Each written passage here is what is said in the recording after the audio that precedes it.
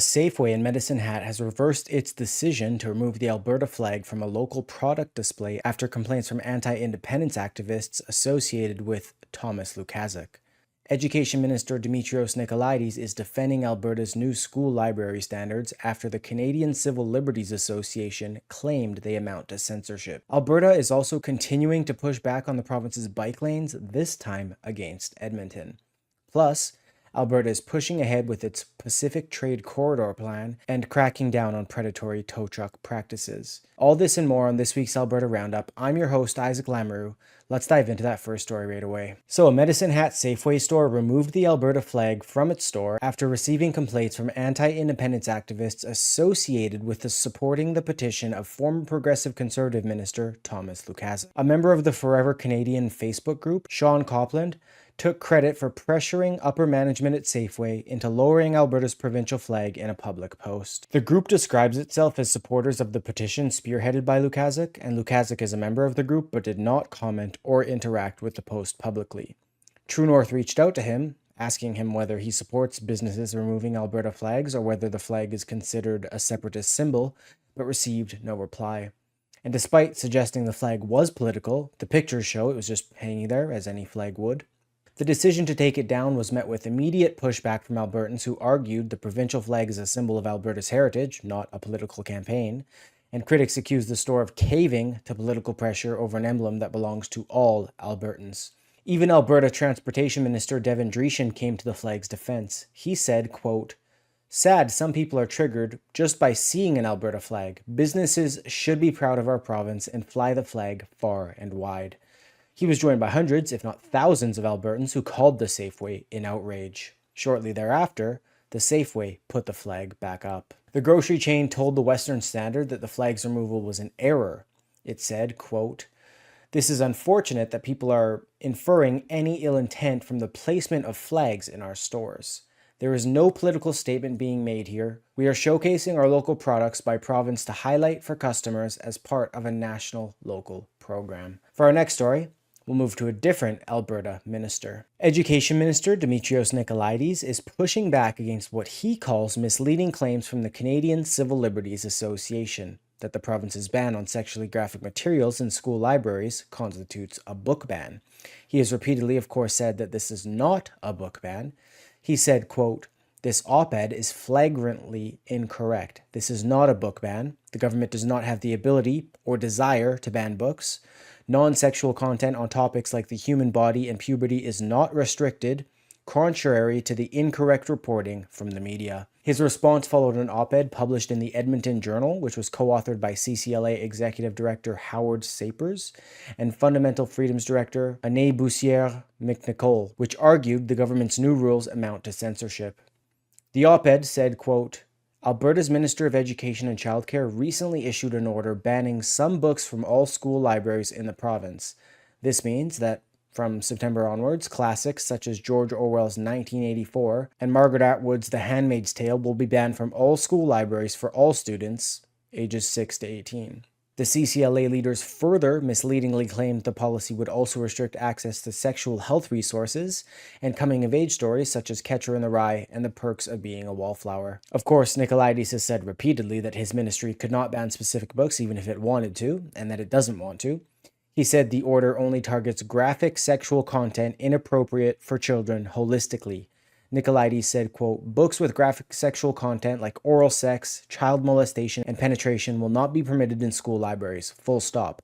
Does the Canadian Civil Liberties Association support showing these images to minors? Their op-ed would lead you to believe they do." He added that the CCLA's publication misled the public, saying, quote, "The op-ed ran in the journal is riddled with incorrect information. I would expect more from an institution such as the Canadian Civil Liberties Association.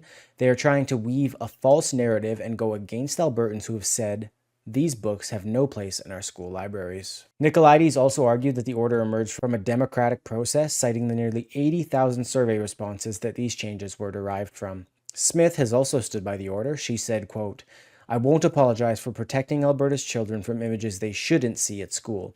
Go and look at the images yourself, and you'll be scratching your head wondering how it is that any of these books ever got into elementary schools in the first place." The government's new rules, which were finalized on July 10th, require all school libraries to remove books with sexually explicit content by October 1st, 2025.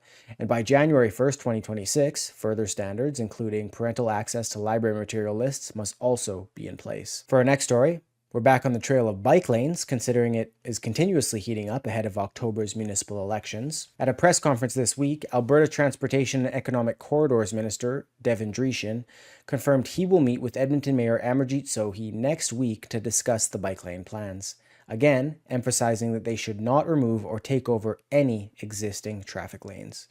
In fact, take a quick listen of what Dreeshen had to say. So I think that's something that obviously I have a meeting with Mayor Sohi next week to be able to discuss that lane, as well as just the concept of having active transportation on bike routes where they obviously make sense, but not to cannibalize or to take over existing driving lanes that have been here for sometimes over 100 years, which just doesn't make sense. So that's something that obviously as a growing population, there's more and more drivers in Edmonton every year, and to reduce the road capacity for those vehicles is the opposite of what we're doing as a provincial government when we're investing billions of dollars into adding more roads and more lanes, whether it's on our provincial highway networks or even Terwillegar Drive here in Edmonton, which is a municipal road as well. So it's frustrating to see certain bike lane projects go ahead, but we're continuing the conversations with both Edmonton and Calgary to make sure we can have some sanity when it comes to bike routes instead of bike lanes. And you may remember that the residents of Delton in Edmonton submitted a formal petition to the city with the signatures of a clear majority of residents in opposition to the bike lanes. However, the city has ignored the petition thus far, although, with the elections coming up, more and more city councillors and prospective mayors are seeming to turn against the bike lanes. For example, Dreeshen recently celebrated Gondek, calling the bike lanes temporary. Her claim comes, of course, despite the Edmonton bike lanes costing $100 million between 2023 and 2026, with an $11 million annual cost to maintain. And I assume the Calgary costs are likely similar. These are just the data that the CTF provided me. Remember, it's the citizens that pay for these things through an increase in their property taxes. And speaking of the CTF, Alberta Director of the Canadian Taxpayers Federation, Chris Sims, told me that Alberta has referendums at the municipal and provincial levels. And she said that if a referendum occurred on bike lanes, she expected around 80% of residents would be opposed, so it's not even close.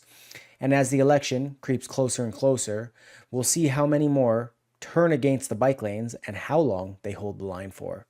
But for our next story, we'll stretch a bit beyond Alberta's border.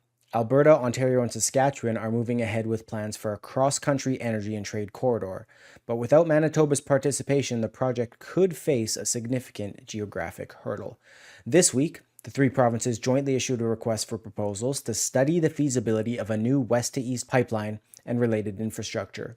The corridor would connect Alberta's oil, gas, and critical minerals to refineries and tidewater ports in southern Ontario, while also boosting rail and trade capacity. Premier Danielle Smith called the plan a, quote, defining moment for our country, saying it would secure long-term energy access for families and businesses, create thousands of jobs, and open new doors for trade and investment. Ontario Premier Doug Ford stressed that Canada can no longer rely on energy infrastructure outside its borders, while Saskatchewan Premier Scott Moe highlighted the role the corridor would play in securing export markets and strengthening energy security. But Manitoba NDP Premier Wab Kinew refused to sign the Memorandum of Understanding, citing the need for Indigenous consensus before moving forward with any major infrastructure projects. He said, quote, our government will not treat consultation as a box to check after the decisions are made. We believe reconciliation requires shared decision-making from the start. While the memorandum remains open to further signatories, Manitoba's absence looms large. Any pipeline or rail route from Alberta to Ontario would have to pass through Manitoba, making its cooperation essential to the project's success. The request for proposals is open to companies all across Canada, and we'll have to wait and see whether Manitoba throws a spanner in the works. Moving back to Alberta for our last story, Alberta has ramped up enforcement against unsafe and unlicensed tow truck operators. Previously, the province had no penalties to address towing vehicles without consent, not providing necessary information to vehicle owners, or exploiting emotionally vulnerable crash victims. However, as of Friday, the province has implemented a 200-meter exclusion radius around collision scenes, prohibiting tow truck drivers from pitching their services. Anyone who does so will be subject to a $1,000 fine. Transportation Minister Demetrios said, quote, the last thing someone needs after a collision is to be taken advantage of by aggressive tow truck operators charging excessive fees.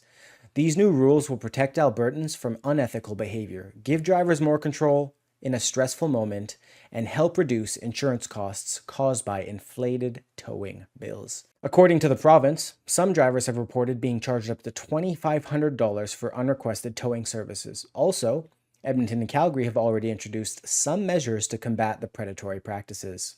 But that wraps up this week's Alberta Roundup. My name's Isaac Lamoureux. Have a great weekend. Thank you, and God bless.